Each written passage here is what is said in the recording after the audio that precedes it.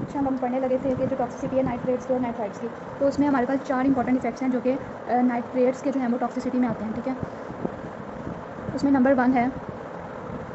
One orthostatic, इसके मैं आपको रीजंस बाद में बताती हूँ, आपने पहले याद कर लेना। ऑर्थोस्टैटिक हाइपरटेंशन, नंबर 2 के अंदर हेडेक, फिर उसके बाद फ्लशिंग, और नंबर 4 के अंदर आता है आपके पास रिफ्लेक्स टैकी कार्डिया, ठीक है। ये हमारे पास है नाइट्रेट्स की टॉक्सिसिटी। तो इसमें जो है वो ऑर्थोस्टैटिक हाइपरटेंशन की होती है, क्योंकि हमने नाइट्रेट्स के जरिए वेनोडाइलेशन करवा दिया, आर्टरीज भी जो है वो डायलेट हो गई हैं, और जो आपके पास वेन्स है वो भी डायलेट हो गई हैं। तो जो वेन्स जो हमारे पास होती है लेग्स की वेन, या पे जो लोअर बॉडी पार्ट में, वहाँ पे वेनस डायलेशन हो गई है, तो ब्लड जो है वो वहाँ पे कूलिंग शुरू हो जाती है, तो इसलिए ऑर्थोस्टैटिक हाइपरटेंशन हो जाती है। फिर हेडेक हो जाती है, ठीक है। मेनिंजियल आर्टरी जो है ना, उसकी वैसो डायलेशन से, हमने फिजियो में भी हेडेक का जो वो सारा चैप्टर पढ़ा था, उसमें भी कहा कि जो वेनस डायलेशन है, जो मेनिंजियल आर्टरी है, मेनिंजियल आर्टरी, उसकी वैसो डायलेशन से हेडेक हो जाती है। तो वैसो डायलेशन हो रही है तो ब्लड फ्लो जो है वो ज़्यादा हो गया वेसल्स में, तो उससे फ्लशिंग हो जाती है। और एक है रिफ्लेक्स टैकीकार्डिया, ये इंपॉर्टेंट है। इसमें क्या होता है कि कभी भी जब हमारे पास वेन्स है उसकी वेनस डायलेशन होती है, तो जो हमारे पास बैरो रिसेप्टर सिस्टम, वो उसको वो डिटेक्ट कर लेता है कि जो बॉडी में ब्लड प्रेशर जो है वो कम हो रहा है, तो वो कंपनसेटरी मैकेनिज्म के थ्रू हार्ट की जो रेट है वो बहुत ज़्यादा करवा देता है, इसको हम कहते हैं रिफ्लेक्स टैकीकार्डिया। तो ये जो 4 चीज़ें हैं, ये इसके इंपॉर्टेंट टॉक्सिक इफेक्ट्स हैं। नेक्स्ट हमारे पास जो है वो है जो कुछ ड्रग्स हैं वो हम इरेक्टाइल डिस्फंक्शन में देते हैं। फॉर एग्जांपल साइडिनाफिल, वार्डिनाफिल, टैल्डाफिल, ठीक है। ये क्या करती हैं कि फॉस्फोडाइस्ट्रेस को इनहिबिट करती हैं। अब आप देखेंगे फोस्फोडाइस्ट्रेस का काम क्या था। साइक्लिक जीएमपी जो बना था, जिसने जो है वो स्मूथ मसल रिलैक्सेशन करवाई थी, किस तरह से करवाई थी वो हमने देखा है कि वो फोस्फोराइलेशन को इनहिबिट करता है। तो ये जो है बाद में डिग्रेड हो जाता है जीएमपी में, जो कि इनएक्टिव है। तो ये क्या करते हैं कि फोस्फोडाइस्ट्रेस को इनहिबिट करते हैं। जब ये इसको इनहिबिट करते हैं तो ये इसको इनहिबिट नहीं कर पाता, तो साइक्लिक जीएमपी जो है वो बहुत ज़्यादा हो जाता है। तो अगर हम नाइट्रेट्स भी दे रहे हैं, साथ में इरेक्टाइल डिस्फंक्शन के लिए ड्रग्स ये भी दे रहे हैं, तो बहुत ज़्यादा साइक्लिक जीएमपी बन जाएगा, बहुत ज़्यादा स्मूथ मसल रिलैक्सेशन होगी, तो ये यूज़फुल भी है। लेकिन अगर ये काफ़ी ज़्यादा हो जाए तो ये वाले जो सिम्टम्स हमने 4 पढ़े थे, ये बहुत ज़्यादा एग्जैजरेट हो जाएंगे, ठीक है। उसके बाद है ये हमने पढ़े नाइट्रेट्स के। अब हम पढ़े nitrites are of significant toxicological importance because methemoglobinemia. इसमें याद रखना है कि यहाँ पे नाइट्राइट्स है, नाइट्रेट्स नहीं है, ठीक है। ये मैथग्लोबिनीमिया वाला मैं आपको बताती हूँ। इसमें यहाँ पे लिखा हुआ है वो, पहले आप ये देख लें कि एक होती है मंडेज डिजीज़। वो क्या होती है कि जो वर्कर्स हैं जहाँ पे नाइट्रेट्स का उनको एक्सपोजर बहुत ज़्यादा होता है, वो वहाँ पे अगर काम करते हैं तो उसमें क्या होता है कि मंडे को, ट्यूसडे, वेडनेसडे, थर्सडे, फ्राइडे वो काम करते हैं। मंडे को उनको सर दर्द वगैरह ये जो भी सिम्टम्स हैं, हेडेक है, फ्लशिंग है, ये आती है।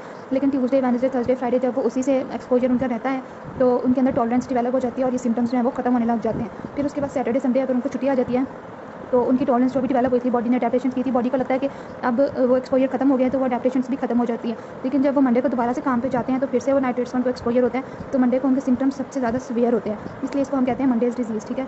तो ये यहाँ पे लिखा हुआ है। उसके बाद ये जो है nitrites in the treatment of cyanide poisoning, ये मैं आपको बोर्ड पे बताती हूँ। अच्छा जी, जैसे हमने पढ़ा है कि जो नाइट्राइट्स हैं, मैं फिर से बता रही हूँ कि नाइट्राइट्स हैं, नाइट्रेट्स नहीं है।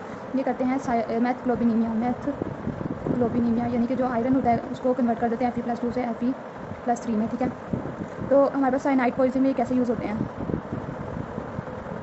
साइनाइड पॉइजनिंग में क्या होता है कि जब हम साइनाइड बॉडी ज़्यादा इनहेल कर लेती है, तो साइनाइड जो है वो साइटोक्रोम ऑक्सीडेज के साथ बाइंड करता है, और साइटोक्रोम ऑक्सीडेज हमने पढ़ा है कि हमारे पास कितने ज़्यादा मेटाबॉलिज्म में यूज़ होता है। ये इसके साथ बाइंड करता है, इसको इनएक्टिव कर देता है, हमारी बॉडी के सारे मेटाबॉलिज्म जो है वो डिस्टर्ब हो जाते हैं। तो इसकी ट्रीटमेंट के लिए हम यूज़ करते हैं मैथग्लोबिन।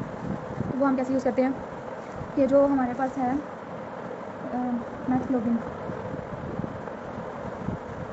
नाइट्राइट्स की वजह से ये बॉडी में हो जाती है ज़्यादा, ठीक है। तो जो हमारे पास सायानाइड है उसके पास एफिनिटी है कि वो, उसके पास 2 रास्ते हैं, वो मैथग्लोबिन के साथ बाइंड करें या साइटोक्रोम के साथ बाइंड करें, क्योंकि इसके अंदर भी आयरन है, इसके अंदर भी आयरन है।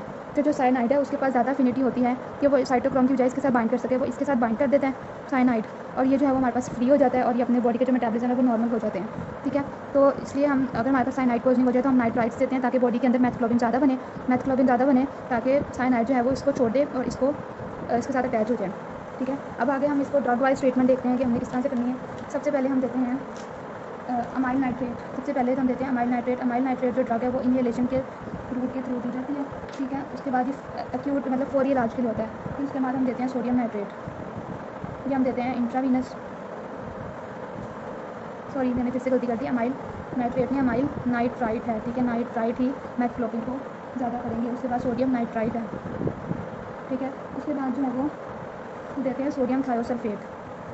अब इसका काम क्या होता है सोडियम थायोसल्फेट का, कि जो हमारी बॉडी के अंदर साइनाइड मैथग्लोबिन के साथ बाइंड होता है, और उसने बनाया होता है मैथक्लोबिन बना लिया ना, क्योंकि वो साइटोक्रोम को छोड़ के इसके साथ बाइंड हो गया। तो जो सोडियम थायोसल्फेट देते हैं वो इसके साथ कंबाइन होता है और वो थायोसाइनाइड बना देता है, साथ में मैथक्लोबिन बन जाती है। यानी कि जो सोडियम थायोसल्फेट है, इसका जो थायोसल्फेट है वो साइनाइड को मैथक्लोबिन से अलग कर देता है, तो थायोसाइनाइड बन जाता है और मैथक्लोबिन जो है वो अलग हो जाती है। अब जो मैथक्लोबिन है वो भी हमारी बॉडी के लिए इतनी अच्छी नहीं है, क्योंकि आपको पता है कि जो उसके अंदर इतनी एबिलिटी नहीं है ऑक्सीजन कैरी करने की। जो मैथक्लोबिन थी हमारे पास, और साइड पे था सियानो थायोसल्फेट, थायोसाइनाइड।